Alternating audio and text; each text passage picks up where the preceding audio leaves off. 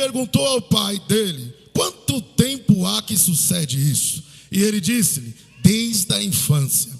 E muitas vezes tem lançado no fogo e na água para o destruir, mas se podes fazer alguma coisa, tem compaixão de nós e ajuda-o.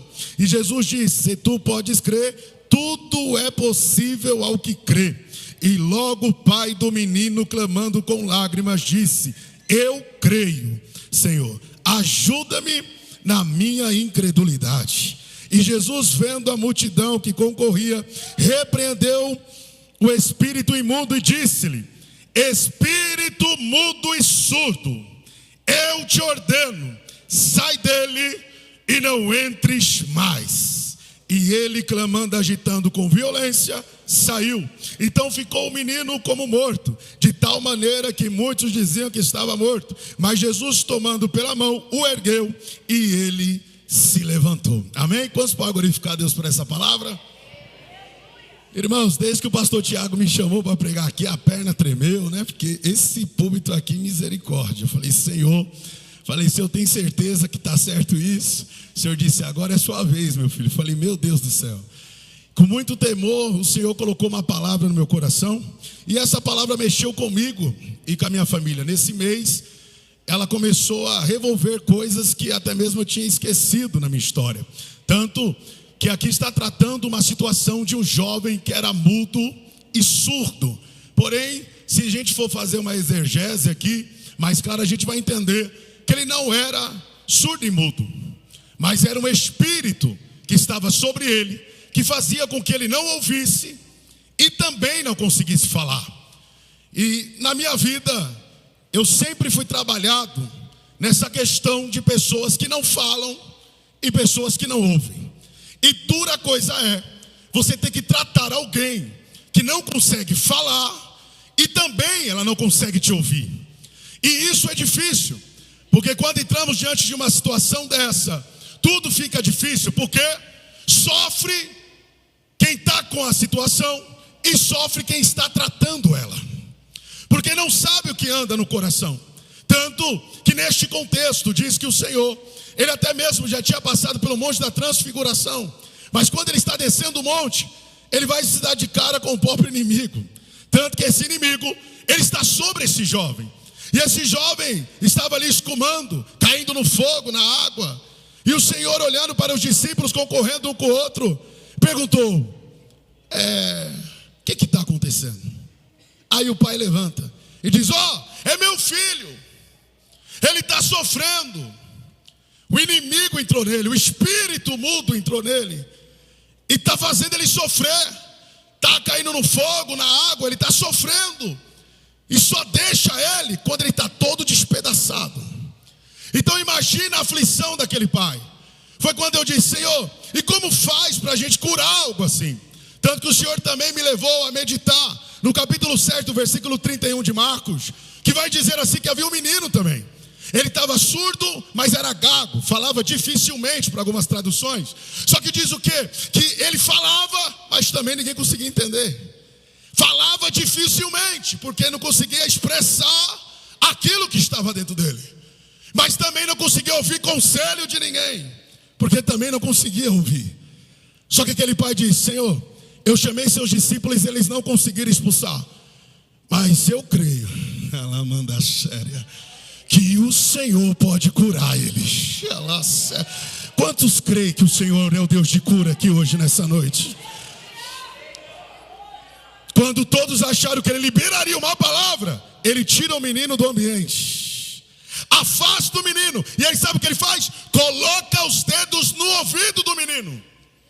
Não liga não, tá, irmão? Eu prego do jeito que Deus passa dentro do quarto. Eu falei assim: Senhor, mas ele não está surdo? Falou: tá. Falei: por que o Senhor colocou então o dedo no ouvido dele? Se ele já está surdo, se o Senhor colocar o dedo, ele vai ficar mais surdo ainda. Falei: Senhor, por que o Senhor colocou o dedo no ouvido dele? Aí sabe o que o Senhor disse para mim no quarto? Igor, uma coisa é o inimigo tampar o teu ouvido, outra coisa sou eu tampar o teu ouvido. Tem gente que já está entendendo o mistério de Deus aqui. Falei: Senhor, como assim? O Senhor disse assim: esse milagre, ele não começa abrindo, mas ele começa Porque antes de ouvir a minha voz, eu vou tampar teus ouvidos para o mundo. Vou tampar teus ouvidos para mau conselho. Vou tampar teus ouvidos para rede social. Tá entendendo? Eu vou tampar os teus ouvidos para más amizades. Por quê? Porque antes de realizar o milagre, eu vou silenciar algumas vozes. Às vezes, para ouvir Deus, a gente vai ter que parar de ouvir algumas coisas. Hoje é uma noite de libertação aqui, tá entendendo o mistério? Jesus está dizendo, vou entrar até na playlist hoje. Algumas coisas vão ser tiradas, porque Deus precisa acrescentar na tua vida. E quando eu olhei e falei, Senhor, e agora? Aí o Senhor sabe o que ele faz? Ele segura os ouvidos do menino, mas ele cospe e toca na boca. Aí eu disse, Senhor, tu cuspiu, não me leva mal, mas se a gente cuspir na boca de alguém aqui, ele sai nervoso. Aí o Senhor diz assim, oi, você tem que entender as coisas. Falou, vai lá e pergunta no laboratório. Falei, eu? É que eu trabalho no hospital. Aí subi lá em cima. Falei, doutora, esse negócio de saliva, o que é esse negócio de saliva? Você não sabe não? Falei, eu não sei. Falou, para que saliva? Para que presta saliva? Ela falou, tem um monte de gente aqui em cima sofrendo porque não tem saliva na boca. Falei, Senhor, que negócio é isso? Como assim sofrendo? Falei, doutora, como assim? Ela disse assim, é porque a tua boca tem um monte de bactéria. Falei, nossa. Falei, minha boca, sua boca tem um monte de bactéria. Eu falei assim, nossa, sério? E a saliva, ela tem um ácido que mata essas bactérias da tua boca. Então, se não tiver saliva, você morre com a própria bactéria. Aí eu falei, Senhor, me explica isso aí. Você não entendeu ainda? O quê? Que eu sou a saliva. E que se não fosse eu, você já tinha morrido. Se não fosse eu, você já não tinha aguentado. Se não fosse eu, você já tinha tirado a tua vida. Se não fosse eu, você já tinha caído na depressão. Se não fosse eu, a ansiedade já tinha te matado. Mas saiba de uma coisa, que as misericórdias de Deus é a causa de não sermos consumidos. Quantos são dependentes da misericórdia dele? Deus está dizendo, ei, enquanto a minha misericórdia estiver sobre a tua vida, esse mal não vai te matar, essa doença não vai te matar, teus pensamentos não vai te matar. Quando eu olhei e falei, Senhor, estou entendendo tudo. Então saliva é para ajudar. Ele falou, continua perguntando. Falei assim, doutora, mas para que mais que serve? Antigamente nós pegávamos sangue para tirar o DNA, mas hoje não. Hoje se a gente pegar a saliva, já tem o DNA. Aí eu disse, Senhor, então por que o Senhor cuspiu na boca dele? Aí o Senhor disse, você não entendeu não? Falei, não, é que eu estava colocando o meu DNA dentro dele. E quando eu falo de DNA, eu estou falando de identidade. Porque antes de abrir a tua boca, eu vou dar identidade na tua fala.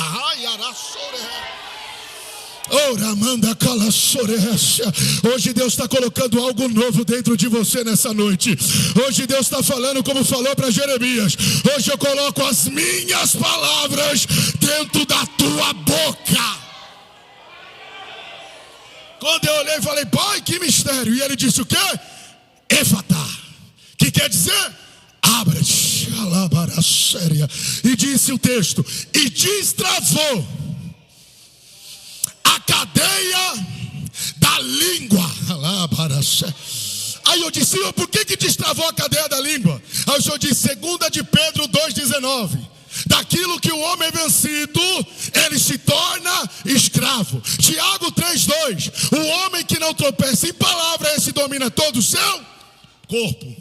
Então se a língua estava presa, o corpo estava preso. Mas quando o Senhor disse, Efatá, soltou a língua e soltou o corpo. Porque a tua língua tem poder aqui hoje. É no glória a Deus e no aleluia. E Deus te libertando desse lugar. É no glória a Deus e no aleluia. E Deus te curando por dentro. É no glória a Deus e no aleluia. E Deus salvando a tua casa. Deus está destravando aqui hoje.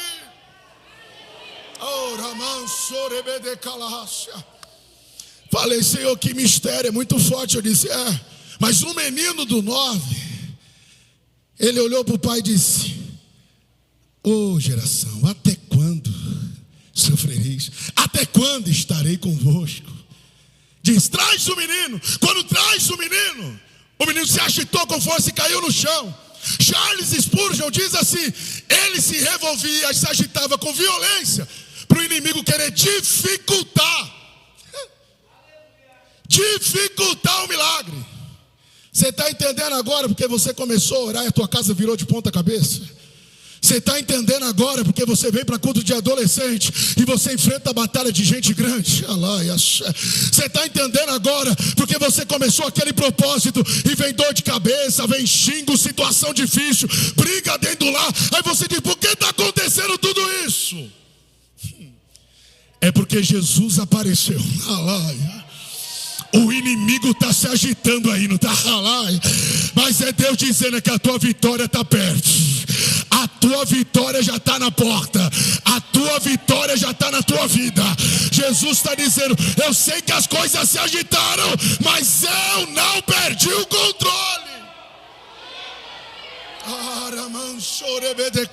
Estão tentando dificultar, mas eu acho tão bonito que o menino chegou. Aí ele falou assim: ô pai, quanto tempo faz que ele está assim? Aí eu falei assim: Senhor, mas o problema está no menino. Ele está até caído no chão. Eu falei assim: Senhor, por que o Senhor não tratou o menino? É o menino. Aí o Senhor disse assim: ô Igor, você não me conhece? O quê? O pai dele só está aqui por causa dele. Não, você não entendeu, não. Dá trabalho, mas a família está na casa de Deus. Às vezes você não entende porque você tem tanto sentimento estranho e você diz: eu tento ser crente e não consigo, eu tento me libertar e não consigo, parece que eu dou problema na minha casa, tudo é no meu nome, tudo é nas minhas costas, eu sou tão novo.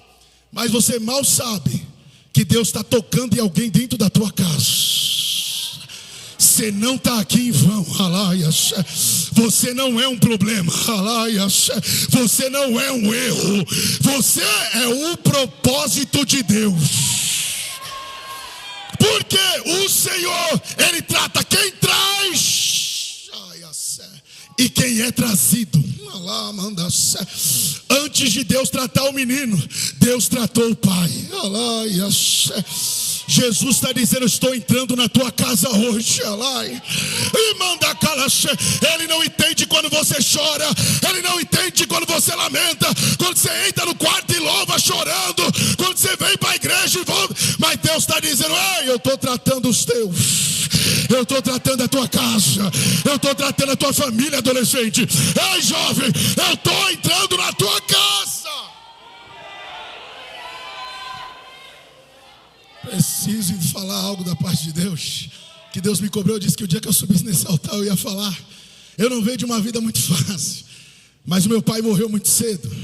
Fizemos uma campanha em casa muito forte, e ali as irmãs do Belém foi lá para salvar a minha família. Algo rápido, tá bom, não toma tempo não. E quando chegamos lá, fizemos a campanha. Aí uma mulher, a tia da Dani, tia Helena, disse assim: homem, eu vejo um gancho no teu pé. Meu pai: eu não estou vendo gancho nenhum. Que negócio de gancho? O crente é tudo doido. Aí falou assim: não, é um gancho. Meu pai foi para a praia naquele dia, tomou banho de água lá e pisou no ouriço e voltou para a campanha com o pé desse tamanho. Aí minha mãe falou: olha o gancho de Deus aí. Ele: que gancho o quê? No último dia, estávamos lá, naquele propósito, as irmãs visitando minha casa. Aí começaram a orar pelo meu pai. Aí uma irmã foi tomada por Deus, apontou o dedo para ele e diz: homem, Deus manda te dizer, Deus lhe dá 15 dias na terra. Se tu não aceitar Jesus, Deus vai descer tua sepultura. Aí o negrão já ficou amarelo. Falou: eita, agora. Pai, aceita Jesus? Não quero. Aceita Jesus? Foi para a praia. Não posso largar o samba, não posso largar o futebol, não posso largar minhas coisas da rua. Foi lá. Chegou na praia, era pedreiro, estava trabalhando. Terminou o serviço, quando entrou no quarto, deu um ataque fulminante cerebral e morreu na hora.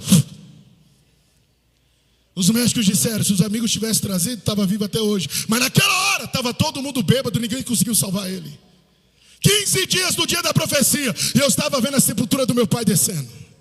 Aí você diz: você está contando esse testemunho aqui? É porque foi ali que eu conheci Jesus de perto.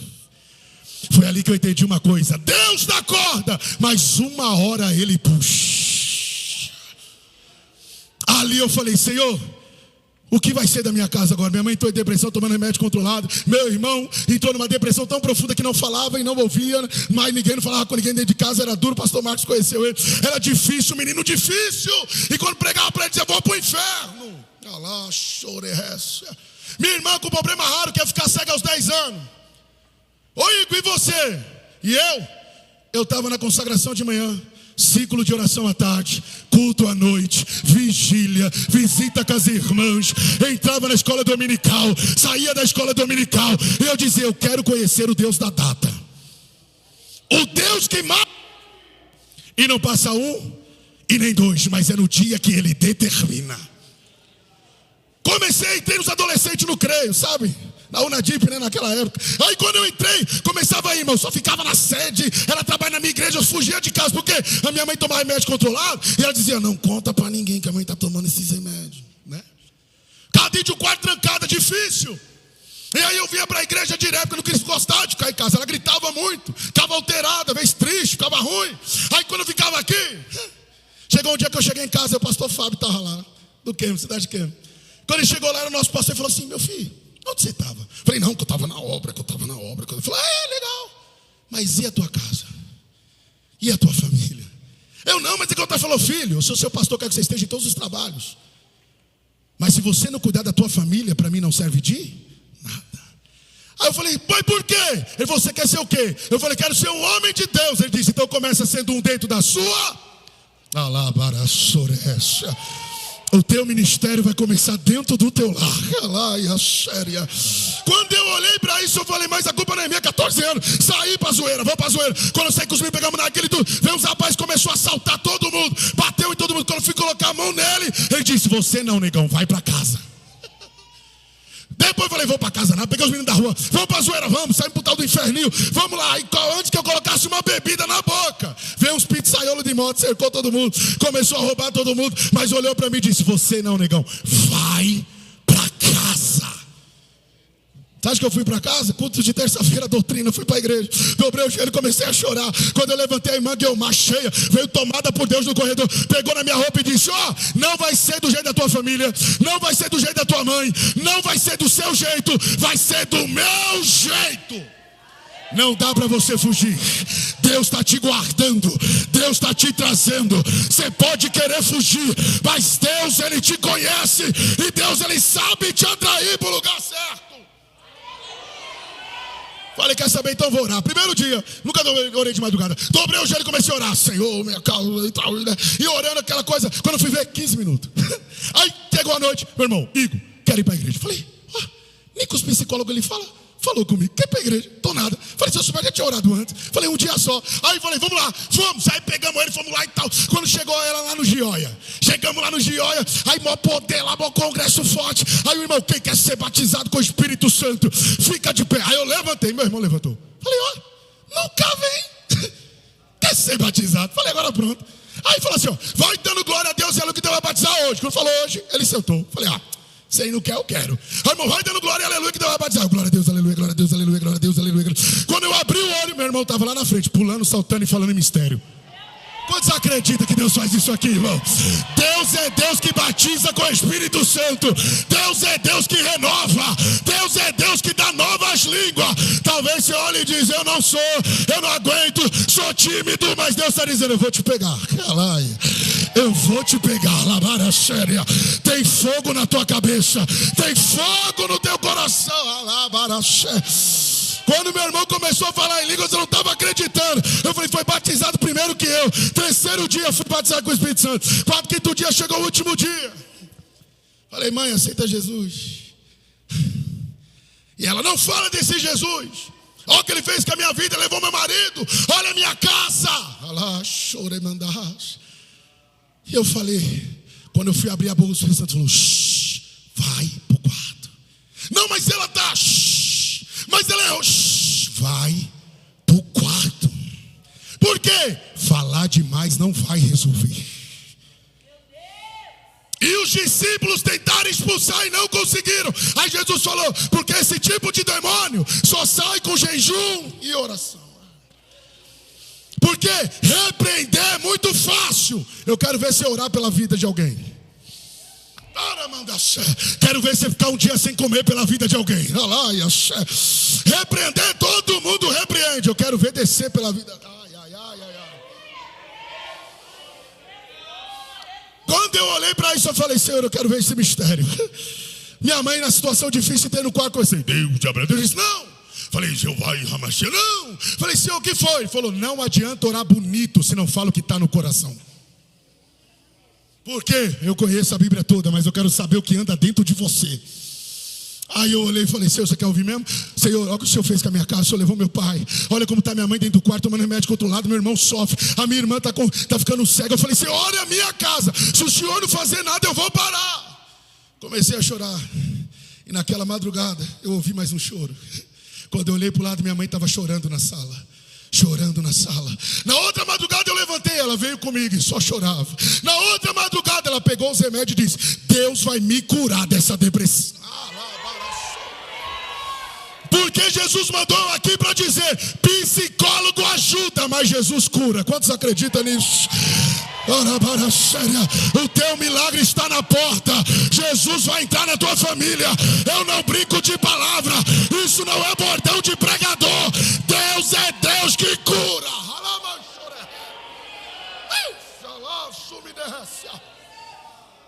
Quando eu olhei para minha casa, eu falei: Senhor, é agora. Minha mãe começou a chorar, minha irmã levantou e a minha família foi sendo levantada na madrugada. Quando eu olhei, já vou encerrar.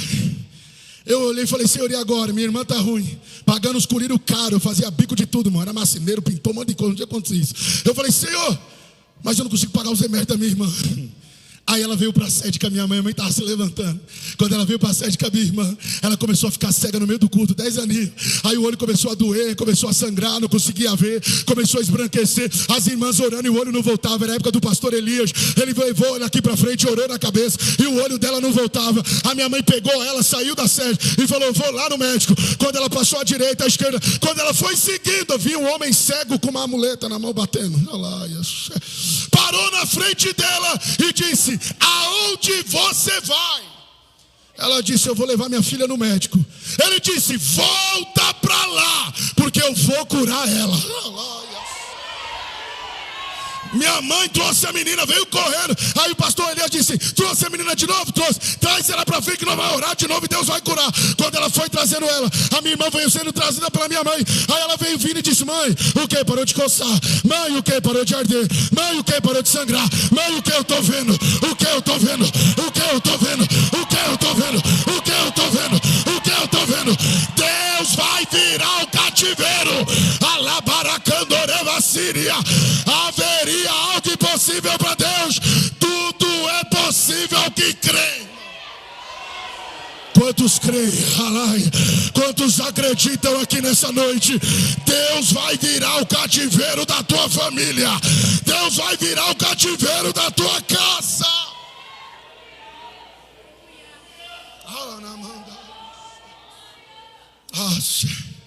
Problema de ser lunático em Mateus 17, que ele reflete esse menino sendo lunático, é que ele dizia que ele se movimentava e mudava conforme a lua. Sabe o que é isso, Bruno? Ele estava sentindo mudanças dentro dele, pastor. Ele não estava conseguindo. Só que o mal é quando a gente está orando e está passando por mudança, mas não consegue falar. A gente não consegue falar o que está sentindo dentro. É uma fase de mudanças demais. Mudanças de temperamento, mudanças de emoção, sentimento. E ele não conseguia falar o que estava sentindo. Mas eu lembro que quando eu cheguei em casa, Deus falou: vou tratar você primeiro. Por quê? Ele diz: ninguém aqui tem boca. E você vai ter que aprender a falar, meu filho. Ninguém quer ouvir minha voz nessa casa, mas você, adolescente, é o que vai ser o ouvido da tua casa.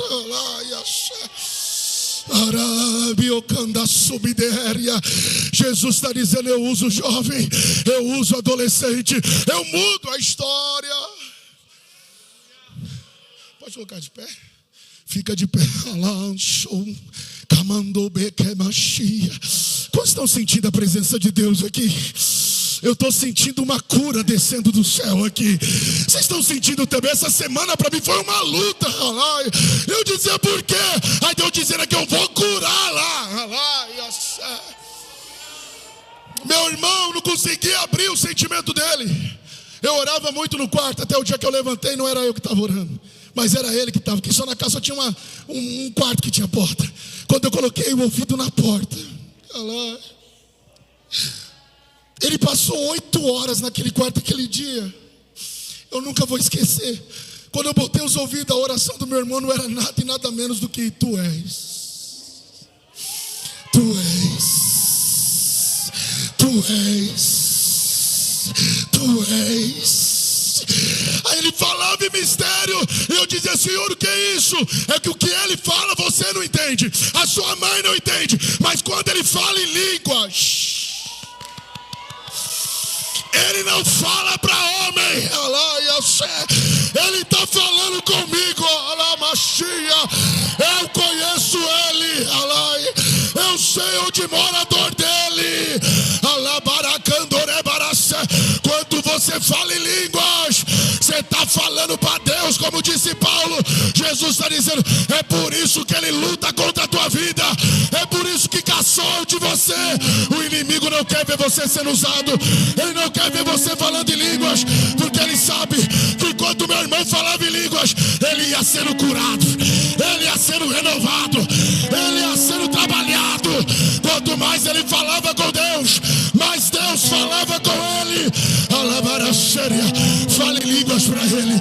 Se não consegue falar com as bocas, não consegue expressar, fala para ele com fogo, fala com ele com brasa. Deixa Deus curar você.